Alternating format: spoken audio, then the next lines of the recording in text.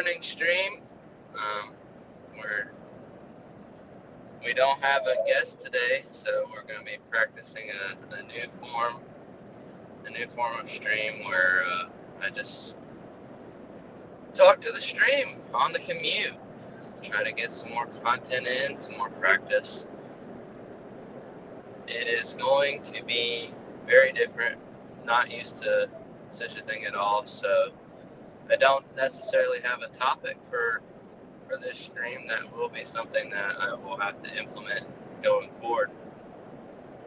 But the last couple of streams or titles have been, can I build a YouTube channel or a channel across multiple platforms while working a full-time job? So really that's this part of the process, really just putting in a lot of hours, sucking at first, and trying to get better at communicating and, talking on camera. I have absolutely no clue how hard it is to just randomly speak onto a camera. It literally feels like you're talking to yourself. It's quite a strange experience. But we will suck at it for a while, get better, and hopefully have some decent content after significant practice. But just trying to put my thoughts down onto physical form and help in any way that I can.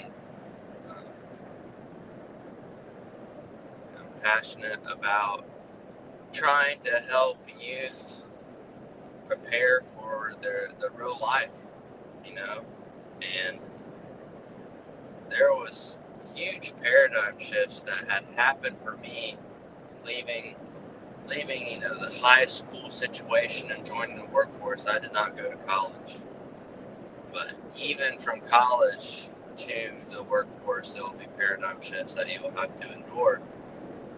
But one of the first ones that happened is, for whatever reason, everybody was very, very adamant and prepared to put in a lot of effort.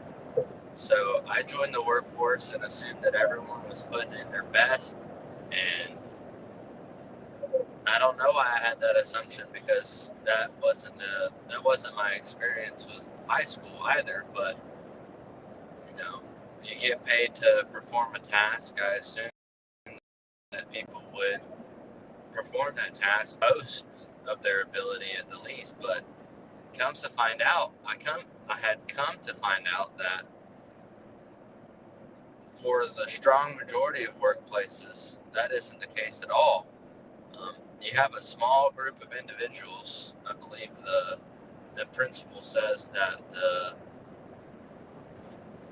the power, not the power, but the square root of the number of people that are in the organization do 80% of the work, or 80% of the sizably difference-making work,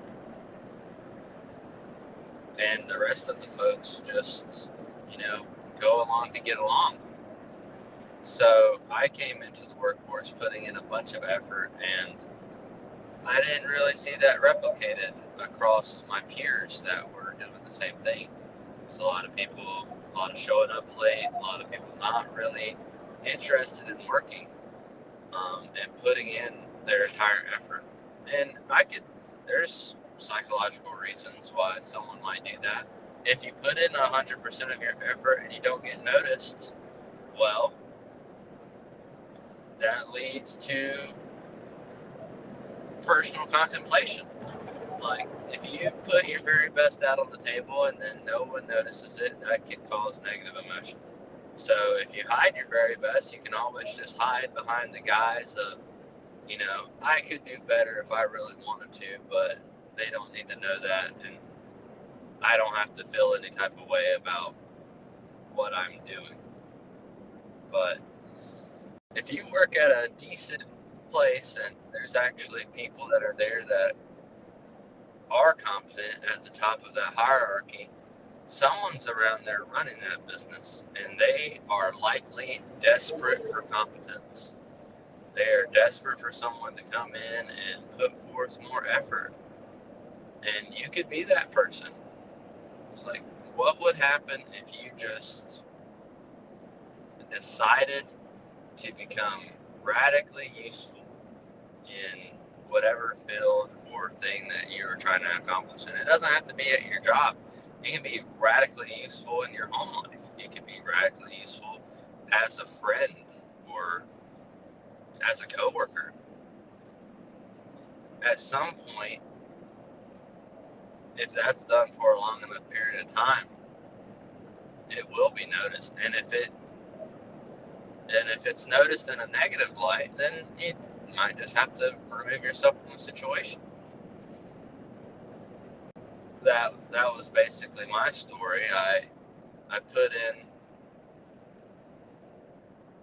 effort at my the first job that I was employed to, and that there was nothing really wrong with that job except it was me driving 18-wheeler trailers around the parking lot, and you essentially were sitting down for most of the day in a third shift position, which I'm not naturally to.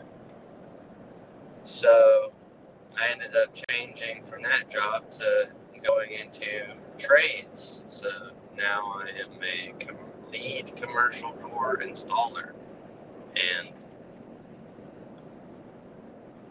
I worked for an organization, and regardless of the amount of effort you put in, there was very, very few individuals that were willing to put forth that same amount of effort, and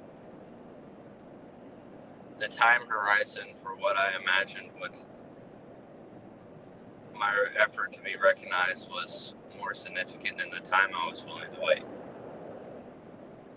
So I moved to a smaller company where the effort that I put in is almost always noticed because it moves the whole return of the company easily. Like the effort that I put on each job site, if we finish a job and complete a job in a faster amount of time with no return trips, it is evidently clear that I had a direct impact on the margin of the business. Whereas sometimes when you work in a big corporation on the lower end jobs, they can't tell that you've done your job or not. They don't ultimately care. If working at a huge corporation, you end up with, especially a huge corporation, where you're like an installer like I was, and their bottom lines on their books at the end of the year are over $1 billion. Your effort in your domain is negligent. It's like it doesn't move the needle at all. But now I work at a company with less than 10 employees, so I move the needle, and being radically useful is radically impactful in this company, and I can see that difference. It's something to consider if you are in that boat.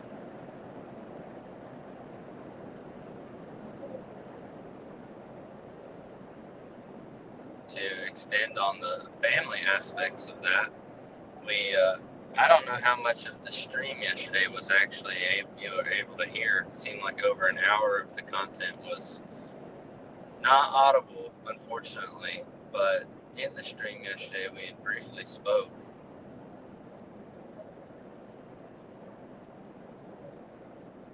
This is pretty difficult. I am not used to speaking on camera with absolutely no feedback at all. But we briefly spoke about being an advocate for your children and being a good role model, and how to become a better father. And a big way that I've done that is, or at least internalized that idea, is imagine a father that is admirable. like the best of fathers that you can have. And then you can reverse engineer what that father does. So what's an admirable father? Well, that's one that would give up everything that he has or do anything for his children. The father that would do anything for his children is an admirable father. So I internalized that, and I would ask, what would someone that would do anything for their children do on a day-to-day basis as a father? Well, you have to financially, you put your dependents first, your wife and your children, they come first. Their wants 100% and their needs come before your needs as the provider, because the admirable father is someone that does anything that they can for their children. So, and to extend on that, an admirable husband provides for his wife. You know, at least my conception of what an admirable husband and an admirable father would be.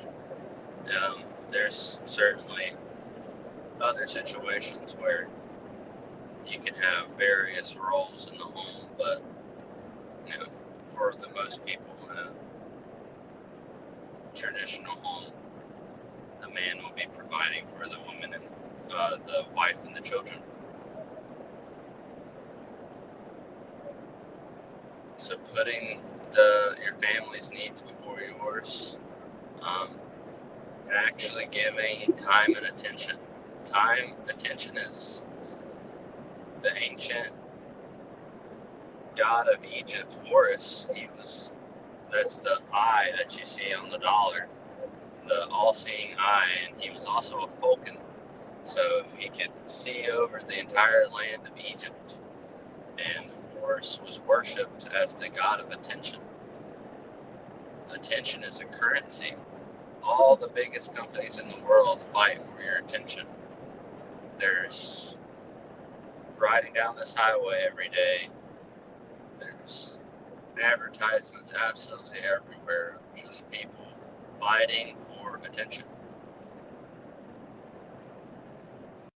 I haven't had a return that isn't better than the attention that I give my children. And there hasn't been anything that's more psychologically beneficial than giving attention to your wife and to your children. And you have to purposely set out time and make that a priority. I don't think that there's definitely a give and take, since you're likely taking on the role as the provider for your household if you are at that point. But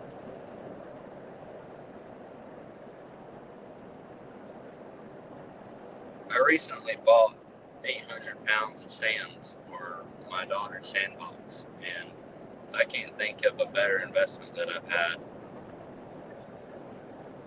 in my life than the time that I spent with Elsie and her sandbox and Theo in the sandbox, just hanging out and having a good time. Like, the joy that she gets from that sandbox is better than anything that I could have purchased for myself.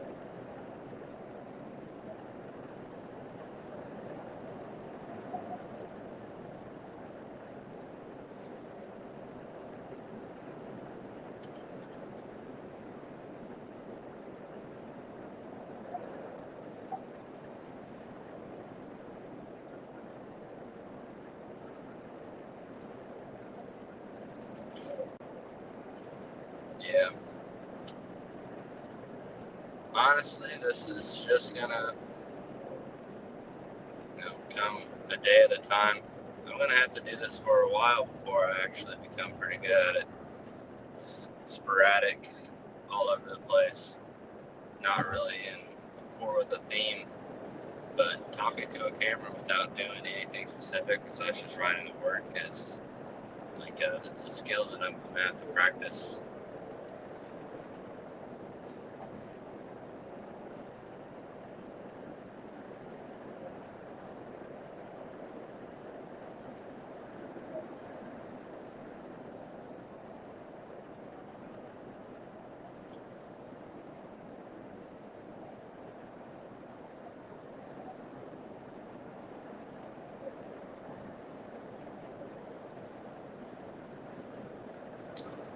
Today we are going to South Carolina, installing doors in a church, an elevation church that has just been built up here. So that will be good. It's quite a drive.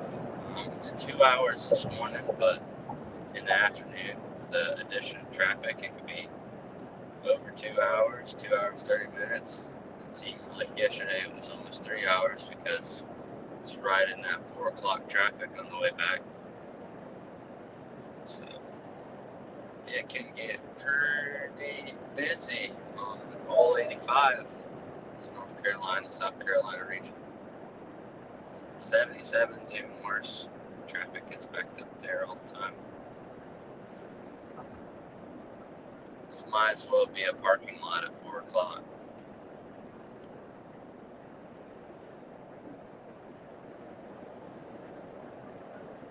To lift the veil a little bit, I'm working my current job, and then have this stream and everything going. I'm using a multi-stream platform so that way I can stream on X and YouTube at the same time, which is free. It's called Restream, if anyone is interested in doing something similar. But really, this is just going to be a documentation of growth. The goal ultimately is for people that are transitioning from the high school phase into adult life, and from adult life into marriage life, and from marriage life into having children, or any transition of those ways, for them to be able to learn and grow and prepare their mind for the paradigm shifts that they will go through whenever those things occur, and just prepare yourself for the differences in the workload, like the differences in the work field versus the high school monotonous social spiral of validation seeking and popularity. It's complete. In high school, there's a big pull for social acceptance and a pull towards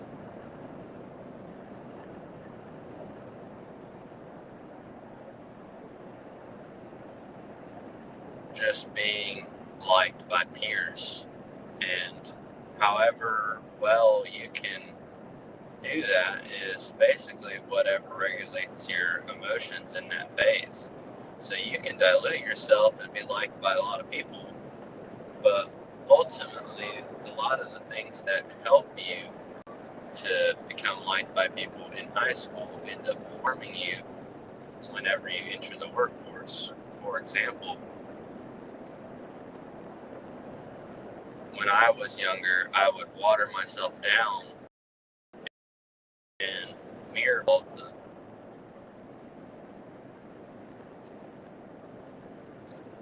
the groups that I was around in order to fit in with them. However, to stand out in the workforce, if you mirror ball the group, then likely you'll just become a statistic on a piece of paper and never amount to anything. To be exceptional, you have to be the exception. So that's more effort than the other people are willing to put in. That's more time at work than the others are willing to put in. That is more consistent in the way that you conduct your behavior, and not giving in to the gossip circles and the conspiracies of Marxism that might be produced in your workforce, and getting all butthurt about who makes what and how much money John is taking home compared to Philip. And whatever else that could be negatively draining on your mental experience, you have to separate yourself and set goals in order to be exceptional in that area. So, being friends with people is one thing, or being courteous to people is one thing, but if they aren't doing or getting or being where you want to go, you can't mirror them. You can't fit into that social circle if your goals and aspirations are bigger than that. If you ask, there was a poll that I saw, or someone cited a poll, that if you ask high school students if they think they'll be a millionaire by the time they're 25, on average, almost 50% of high school students think that they're going to be a millionaire by 25. And that's obviously a delusion, because half of all people aren't going to be millionaires by the time they're 25. But there is a route to be at the top 0.1%, or the top 1%, the 0.1%, and the 0.01%. But it just requires more effort. You cannot fit in and have those things. Like, whatever your aspirations are, there's a price to pay to be able to amount to that. And a lot of the things that you end up learning in high school will harm you if you're not careful in the workforce. The school system was initially set up by what you would call the founders of the Industrial Revolution, that needed workers to be proficient at doing menial tasks consistently over and over and over again, so that way they would perform well as warehouse workers and stuff of that nature. And that's not going to set you out from the majority today. That paradigm that you get in high school, where it's like, oh, let me be liked by all my peers, and at least in my experience, let me be liked by my peers and fit in with these social groups, does not end up serving you whenever your aspirations are to be exceptional.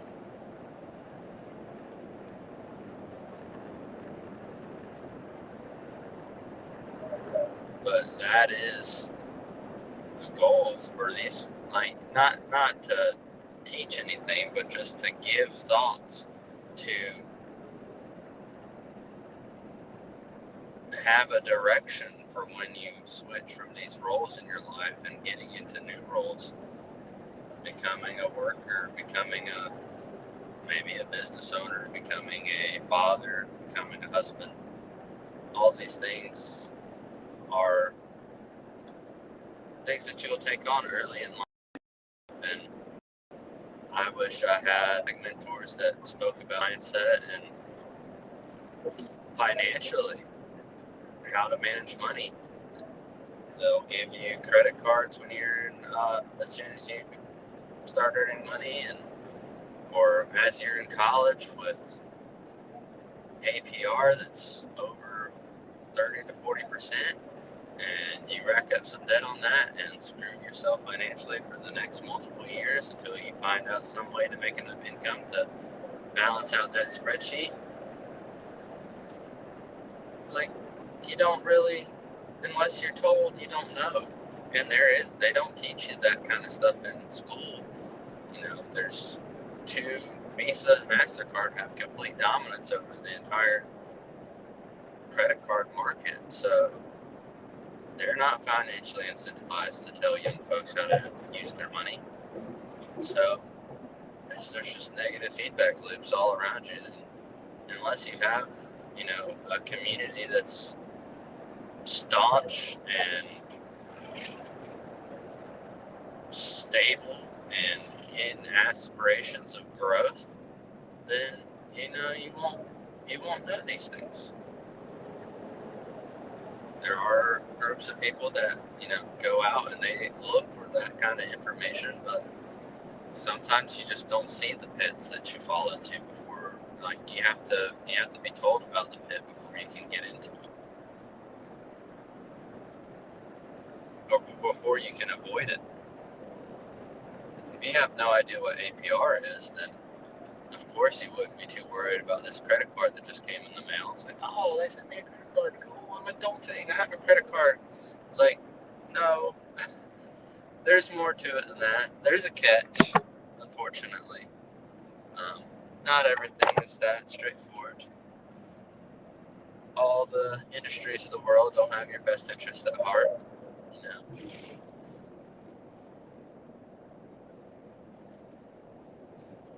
But that's the goal, and as I'm goal to help folks in that transition, I will be making long form content on YouTube that will be a lot more structured than these lives. We'll have a specific topic, not as long form as these videos are, but long form content on specific traditional content on a specific video topic that will be coming soon enough. That box is about to fall out of that box truck. That'll be fun for the person behind them. But this is really like the veil behind the growth and everything. There's the first few people that view these videos. They'll be the absolute first people in the community. Or will remain consistent and keep on posting these videos until they get good enough to where they'll actually be worth watching. And getting some reels and some short form content out of these longer videos, which is really the only point that we're doing these at this time, because they're not viewer friendly, to say the least. They are very hard to listen to. All these pauses and random synopsis of unsolicited advice.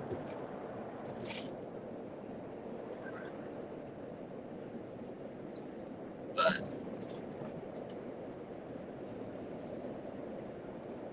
I also have a hope that I don't know how I'm going to work it out, because I'd have to get some more equipment in order to be able to have this procedure work out correctly. But I really would like to be able to stream the production of the long form content on YouTube to give the behind the scenes look of what it looks like to create content on YouTube. You have the old school vlog, but then the streaming of the edited content on YouTube. It's like, you get the edited content if that's what you're into, but the people that want a more familial feel, they can watch the live of me creating the content and see all the edits and cuts that I have to make out of it for me sounding unintelligent on whatever the heck that I was speaking on. The first video that we got coming up is 4,680 hours of leadership has taught me. Well, I don't think that's the title. I think it's going to be what 4,680 hours of leading men in construction has taught me about leadership. And that one's going to be pretty good. It is. I've looked through different types of content, and without like a clear explanation of why someone should listen to you on a specific topic, there is very limited choices for long form content that will actually be beneficial. But it also has to serve the aim of the channel in the first place, which is to help people go into the new roles that they're aspiring to be into. But that one, it's going to be fun. When I first became a lead, I was absolutely horrible at it. I don't know if it was because I didn't have like an exact mapped out ideal of a leader, but I kind of had the Napoleon complex. He was a great leader, so this is completely untrue. But my sense of it was, talk loud, be blunt, straightforward, and just, try to manipulate with power what you want to get done. There's not much room for communication. Whatever you want, exactly when you want it. It's very bossy, and it was not good. And I struggled at first because my tactics for what I was doing was not good. But over time, I learned that trust through proper communication was extremely important, and all of this will be gone into more detail whenever I make the video. But trust through proper communication will be very important. Um, Taking the blame for the negatives and passing the praise for the achievements will build much stronger systems or groups of people, because they will feel protected by their leader whenever something bad happens, but they'll also feel like they're a part of the team whenever something good happens. I've been in situations where the leads will, take all the credit when everything's bad happen, but pass all the blame whenever take all the credit when something good happens, but pass all the blame when it does not. And that isn't going to be a long form propagating way to lead a group of people, because after a while they'll just all hate you, and that won't be very beneficial. So I had a lead that was the opposite of this. I had drilled 2 holes straight through the door for a vertical rod exit device, and there's just holes that go through for through bolts at the top of the door.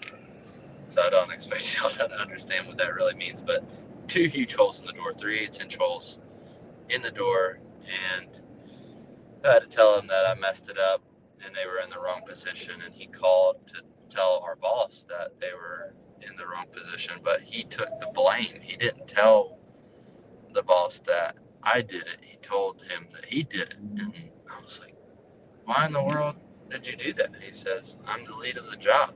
This job's my responsibility, not yours. I'm the one that had you do it. So after that, I was like, wow. It's like, I will do anything to make this guy look good on this job. Like, I helped him craft emails. I um, worked harder. We freaking, we just had like an extreme work ethic on that job.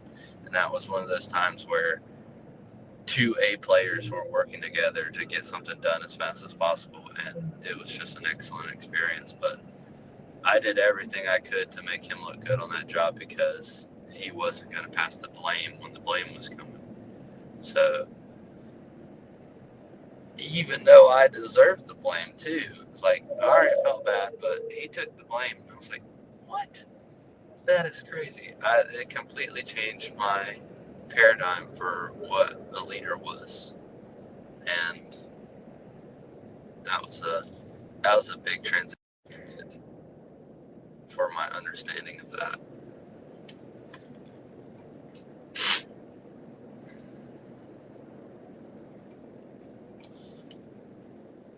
Leaders also have to,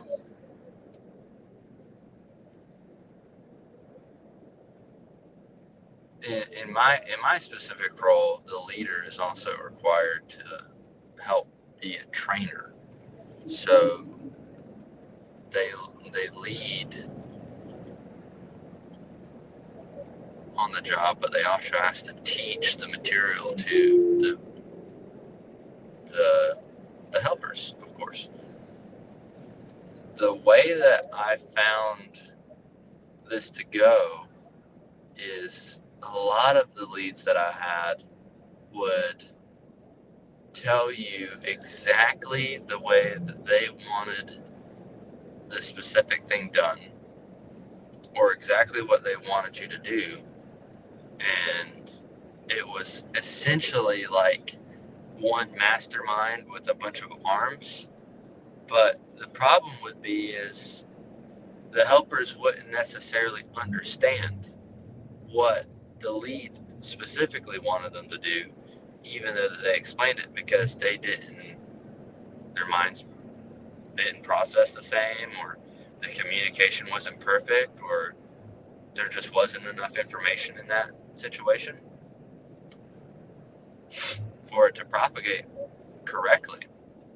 So something I found that's worked really well is whenever a problem arises, I want my workers on the job to come to me with solutions and not just problems. And it will work something like this. They will come to me and they'll say, this door is missing something. And I'll say, well, what do you think that we should do about that? And they'll give me, an option. And I'll say, I don't really like that option. What else do you think? They might give me 3 different options. And I'll tell them which option I would choose and why. And what that ends up doing is they don't no longer have to ask me the same question, because they understand the thought process behind the decision. So at a certain point, whenever they come up and tell me that something's missing, it's like, well, what do you think I'm going to tell you to do? And they're just going to be like, we can write it on our IT software, and we can send it to you on a text. Awesome. Great. We don't even have to have this conversation anymore. And that propagates. It just keeps on going. There's many, many instances where the same thing will occur, and whenever they start understanding the decision-making process, they start becoming their own, and they have me in the back of their head, or they have their other leads in their head. So they know the process. They understand what they're supposed to be doing. You can run a construction project, or you can run a business, or you can run anything,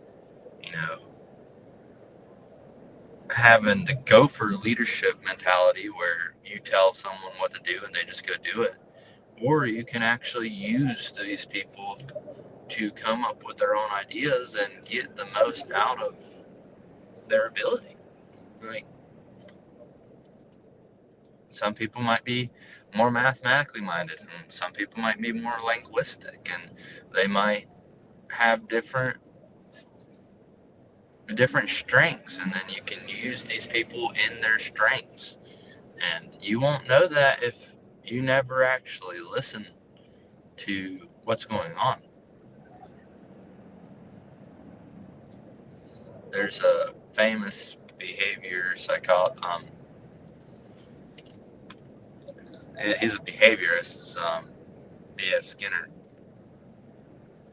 and he did these experiments on rats and on pigeons, where he would reward them every time they did something he'd want them to do. So he'd have his rats, he'd starve them to 50 to 70% of their normal weight, and so they were hyper motivated by food. And they would go over to the ladder in the cage, and you'd give them a food pellet. And soon enough, they were putting both hands on the ladder, and you'd give them a food pellet, and then they'd climb the ladder, food pellet, so on and so forth. And it took a lot of attention and attention to detail. But after a while, he had these rats, very simplistic creatures, dancing on top of ladders and doing all kinds of sophisticated things because of reward cycling. Now think about your life or the job, or even in your home. If you go through and you acknowledge and praise actions that you want to see repeated over a span of time, have everyone around you performing behaviors that are in alignment with their best interest and your best interest. And then with some variability, like you're not going to see everything that everyone does, so it's actually a good thing that you're not complimenting everything they ever do. But when they actually do something, when they actually put forth more effort than normal, when people will just shyly put out a bunch of effort, they'll shyly put out competence because they're scared to death that their competence is going to be shown on the table and then it's just going to be stomped on. And they probably aren't mentally aware of that, but people don't want to put their best on the table because then it leads the possibility for failure open. But if they put their best out on the table and they do more than what they normally do, and they do an excellent job, whenever that gets acknowledged, that is a reward cycle. And that means that behavior is much more likely to be repeated. And there's levels to this. So you can variable reward cycling. You don't always give the reward, or you have to change it. If every time someone does something, you just say something nice and it's very simplistic and not very depth and doesn't feel authentic, then it's going to just become a mundane thing, and they're just going to think that you always say that, and it's not even really beneficial. Can't be overdrawn. But in a variable situation, when you only really use it when it's absolutely like they put in more effort than the average or their average, then you can give that variable reward verbally. Then on top of that, if you do that in a social context, in the earshot of the others around them, that gives a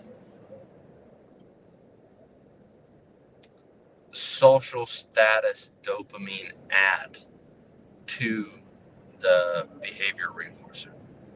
So that will literally make them have a status jump amongst the peers, and that would make them feel good. And that will reinforce the behavior that they did. And the third is behavior syncing with identity.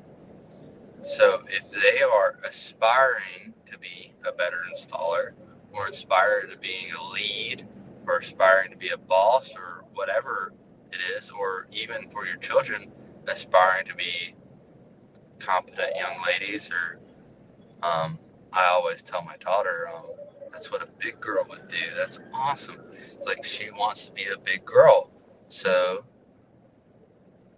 whenever she does an action that is in line with more sophisticated emotional control, I'll say, that's excellent. Good job for doing that and controlling your anger.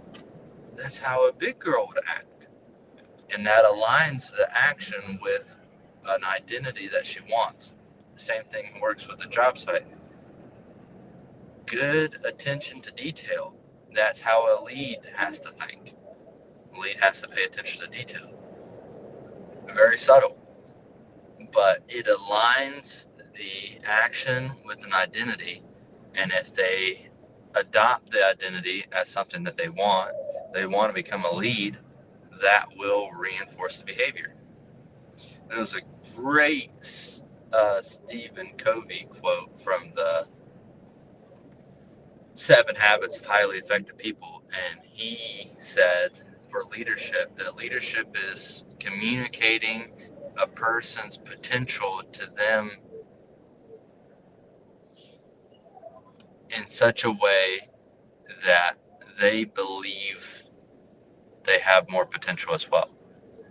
So paying attention, seeing the potential that people have, and being able to communicate their ability to them, their ability to grow to them, so effectively that they also believe it. That is what leadership. You think about it. If you have a mass group of people, a leader is the person that sets the ideal for what could be accomplished. And if everybody works together, the goal gets accomplished, and then the leader becomes right, and then they're celebrated for their ability of leadership. The same thing happens on the job, but on an individualistic scale. The more that I pay attention to each of the people that I'm training and leading on the job, and the more I communicate their potential and potential value and how much they can help in giving them opportunities to take on responsibilities over specific parts of the job, the more they've improved. A lot of people I can thrive in an environment where I'm making a little bit less money than I could in other environments, but if I'm not able to access more opportunity and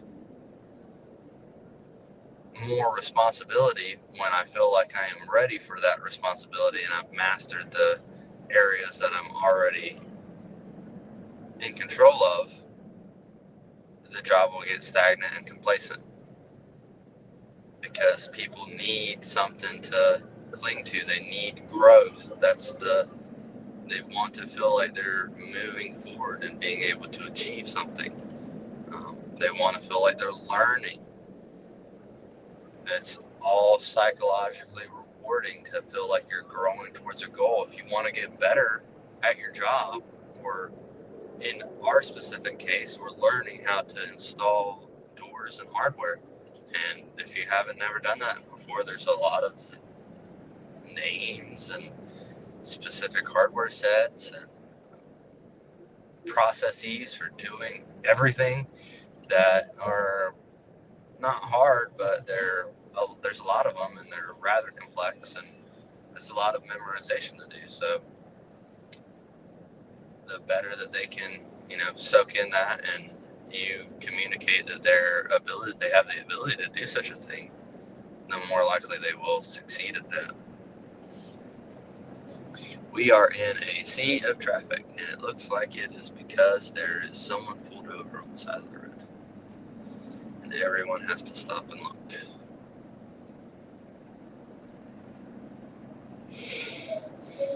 Not sure, but yeah, that will be a long form content video that I will be making on YouTube. And anything I said sounds interesting and you want more depth and clarity on it, there will be another one that I won't say here. As far as time management goes, for being a good lead, that I'll save for the long form video, so that way not all the content is spoiled, but it's what it is. What is spoiled has been spoiled.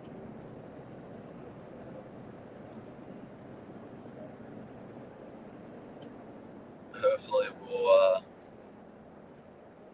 honestly, towards the end of this, it seemed to get better. Having a topic definitely helps, but this is just a journey, trying to go through this and have these vlogs, get better at talking on camera, and hopefully y'all can. Hopefully some people will see these like in a year once we actually start making some progress and be like, wow, this is crazy, he sucks. And then hopefully a year from now I'll be like significantly better at everything that I'm trying to do, and we'll make some progress and hopefully help some people open their minds to different possibilities and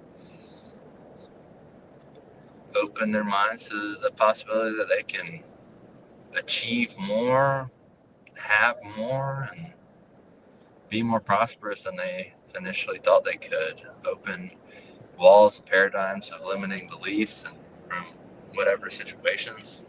Hopefully have role models and figures that can inspire, hopefully at the end of this journey and after, the YouTube propagates and gets a little bit more robust. It will be an encouragement to anyone that has big dreams that they saw me, make these streams with nobody watching. Hopefully it turns into something worthwhile. That will be the end of this one. We're getting pretty close and the traffic's pretty heavy, so I'm going to get off of this stream, but hopefully y'all took something from the leadership thing, and we can, that long form video will be coming out shortly, in the works,